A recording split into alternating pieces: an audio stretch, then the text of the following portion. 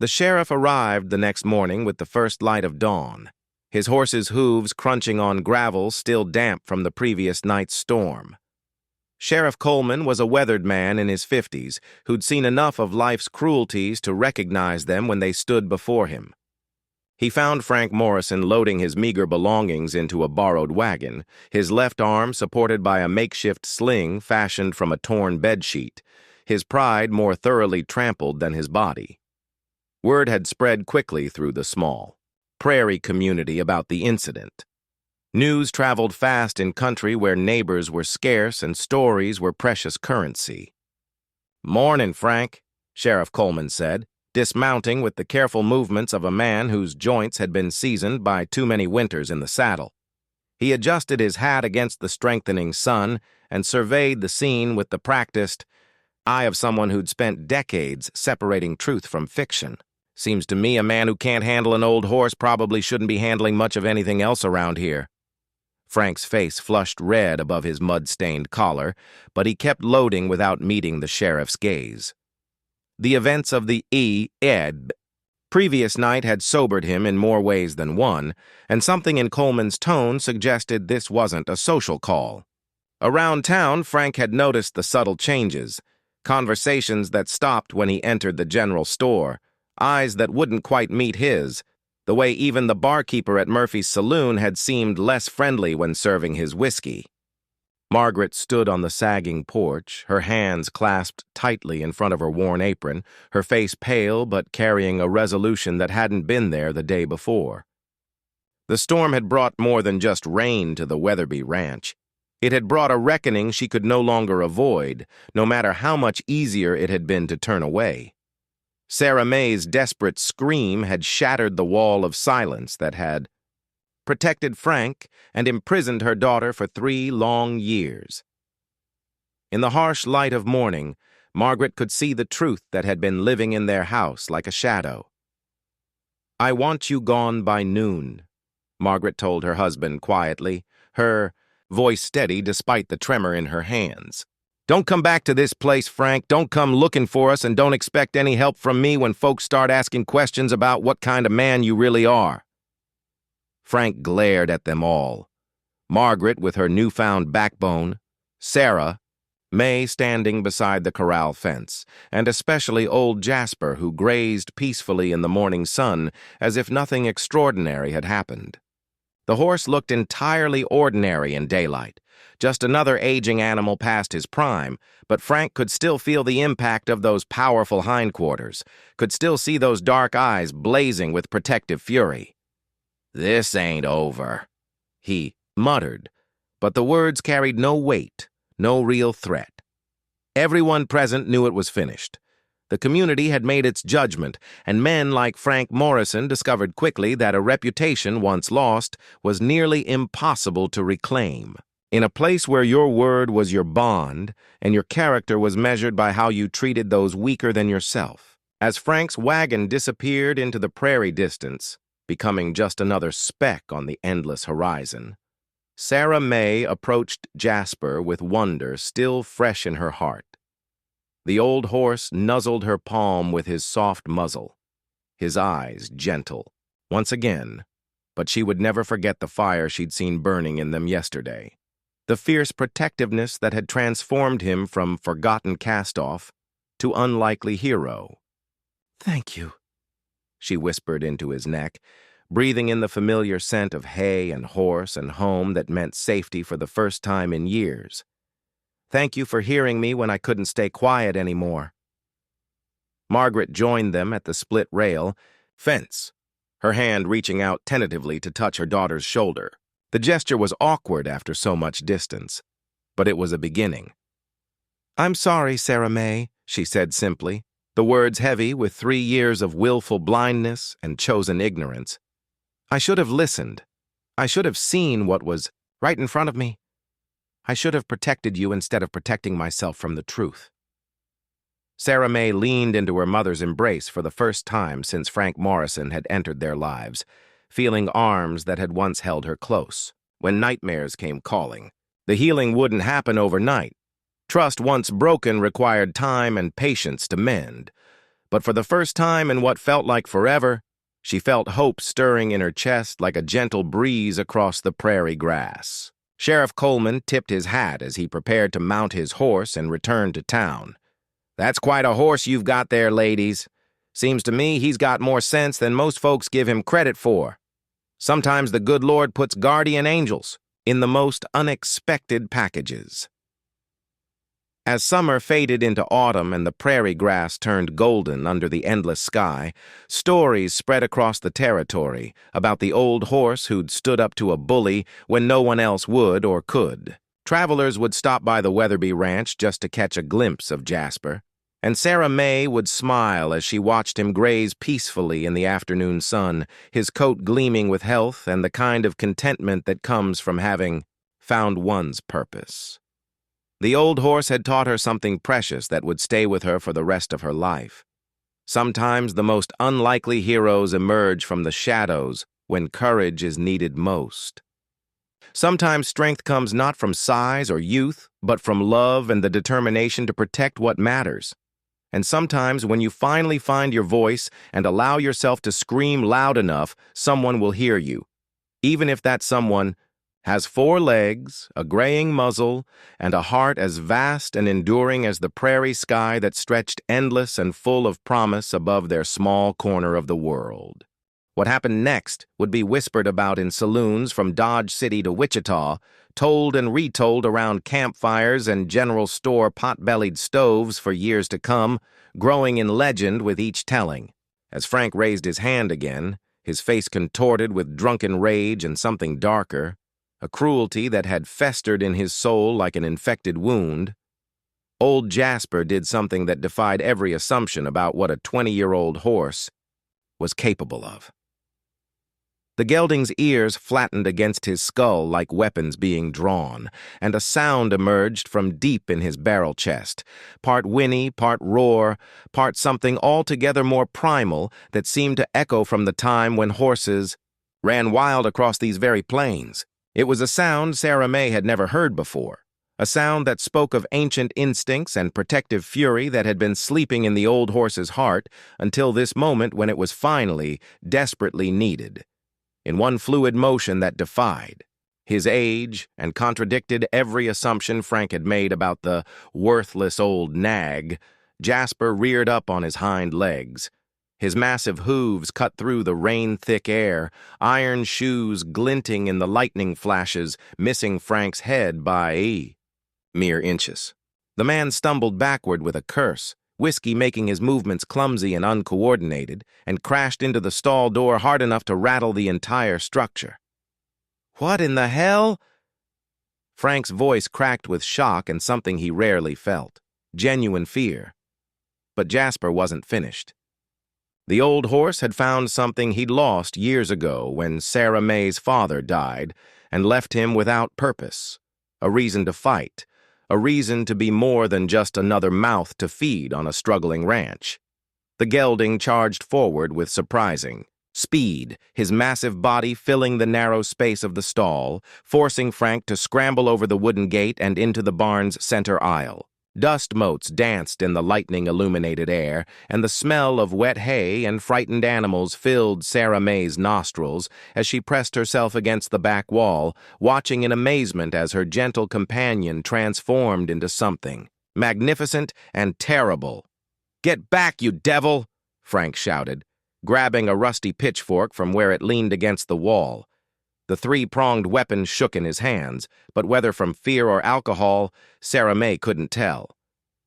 "I'll put you down like the mad dog you are!" But Jasper seemed to sense Frank's compromised coordination, the way whiskey had slowed his reflexes and muddled his judgment.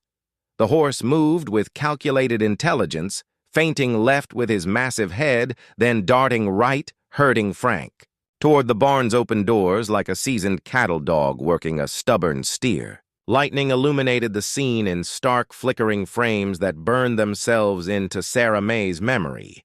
Frank backing away, pitchfork raised but shaking. Jasper advancing with measured, purposeful steps, his dark eyes fixed on the threat, like a predator stalking prey. Rain drumming against the roof in a rhythm that matched her racing heartbeat. The storm outside seemed to pause, as if nature itself was holding its breath to witness this confrontation between man and beast, between cruelty and protection, between the powerless finally finding their strength. Frank made a desperate thrust with the pitchfork, his movements wild and uncontrolled, but Jasper was quicker than anyone had given him credit for. The horse spun sideways with the grace of a much younger animal, his powerful hindquarters swinging around like a weapon forged by years of hard work and patient endurance. "Jasper, no!"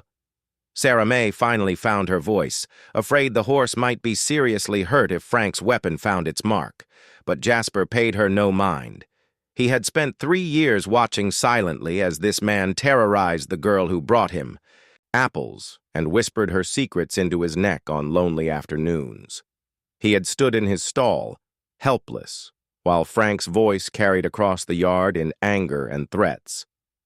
But now, in this moment, he had found his purpose after years of being dismissed as worthless. Frank lunged forward with the pitchfork, aiming for Jasper's shoulder, but the old horse was already moving. His hindquarters connected with Frank's chest with the force of a battering ram, the sound of impact audible even over the thunder. Frank flew backward through the barn door opening like a rag doll, landing hard in the rain-soaked yard with a splash that sent mud and manure flying in all directions. Margaret's scream cut through the storm as she witnessed her husband sprawled in the muck, the old horse standing in the barn doorway like an avenging angel, his coat dark with sweat and rain, his eyes still blazing with protective fire. Frank struggled to his feet, mud coating his clothes and filling his mouth, his pride as damaged as his body. In that moment, lying in the filth of the barnyard, he looked exactly like what he was, a bully brought low by the very creature he'd dismissed as worthless. "That devil horse tried to kill me," he shouted, pointing accusingly at Jasper with a shaking finger. But Margaret's eyes had found Sarah May standing in the stall doorway, and perhaps for the first time in 3 long years, she truly saw the fear and pain written across her daughter's face, saw the bruises that careful clothing couldn't quite hide, saw the truth that had been living in their house like a cancer. The storm arrived with biblical fury, sweeping across the prairie like an avenging angel, turning the endless sky from dusty blue to black as coal tar.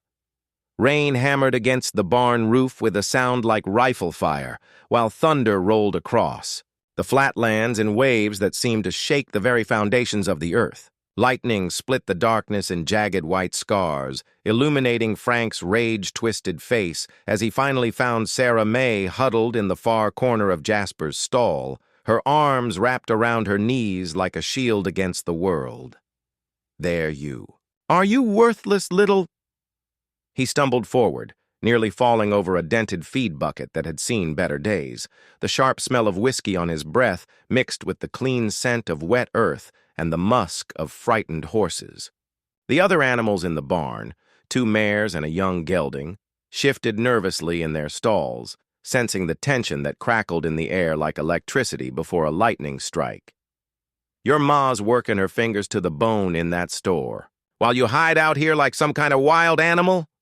Sarah May scrambled backward until the rough wooden planks pressed against her spine, splinters catching at her worn calico dress. Her heart hammered against her ribs so hard she was certain Frank could hear it over the storm's fury. The storm came so fast I was making sure Jasper was all right. The thunder spooked him and I thought, Jasper?" Frank spat the name like a curse, gesturing wildly at the old horse who stood watching the scene with intelligent, dark eyes. That useless nag should have been sold for glue and dog food years ago, just like everything else worthless on this godforsaken place.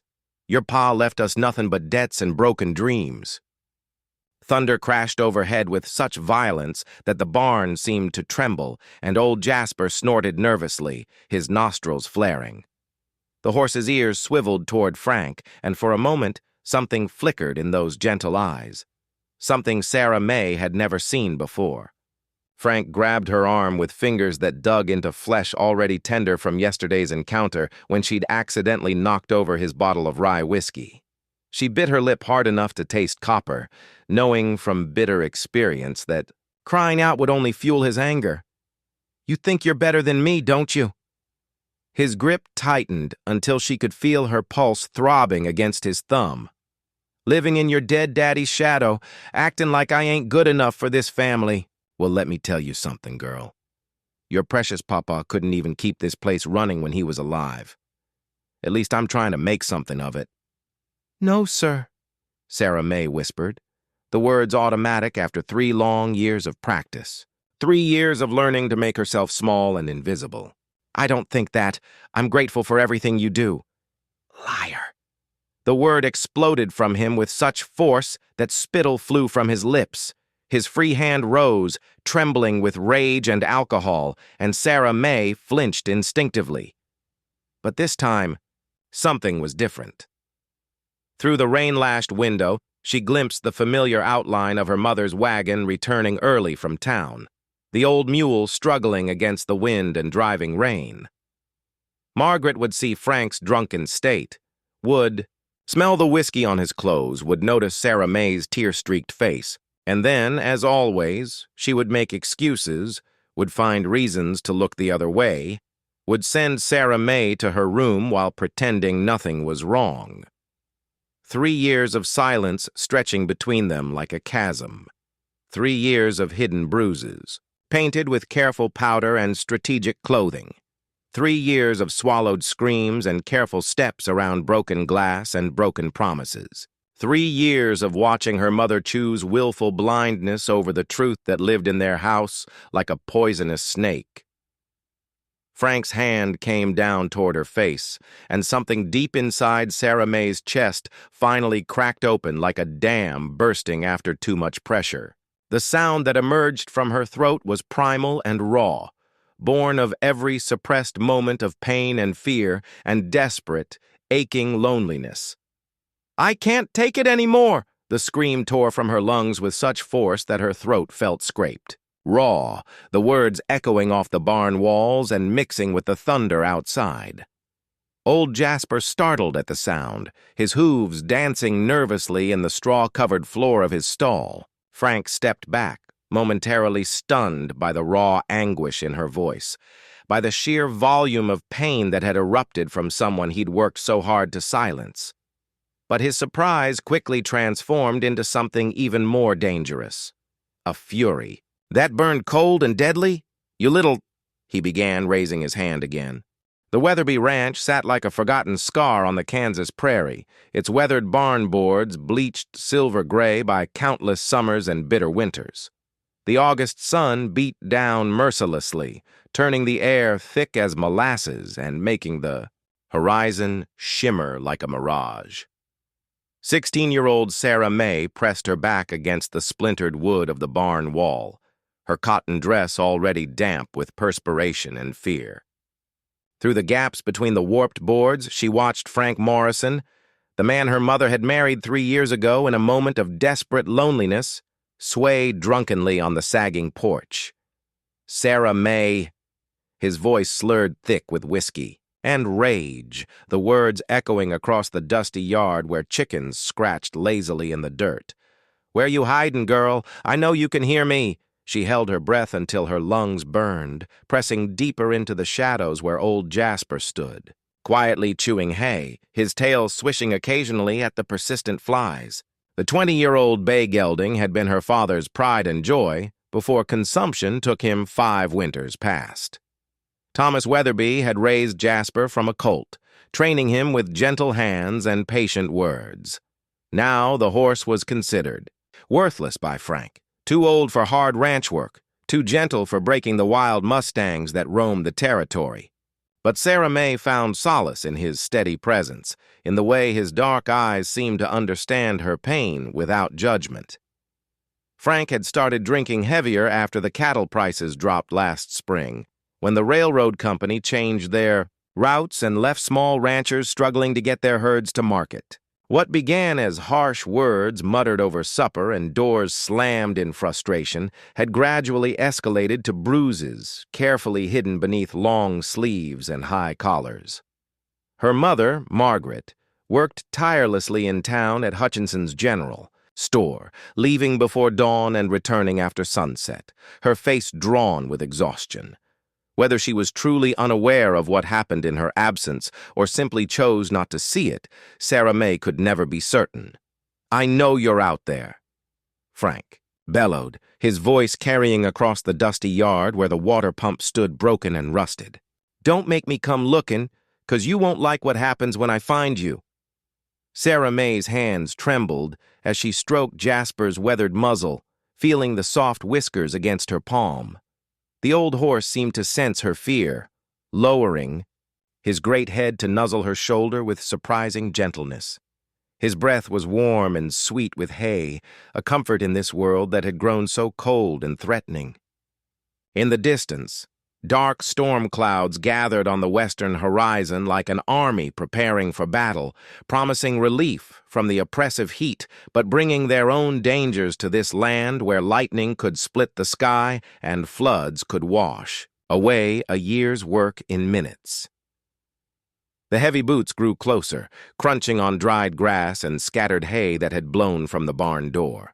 Each footstep seemed to hammer against Sarah May's chest, and she closed her eyes, pressing her face against Jasper's warm neck. She prayed the storm would come quickly, washing away this day like so many others she wished she could forget. But, deep in her heart, she knew tomorrow would bring more of the same. More fear, more silence, more careful navigation around Frank's unpredictable moods and violent hands.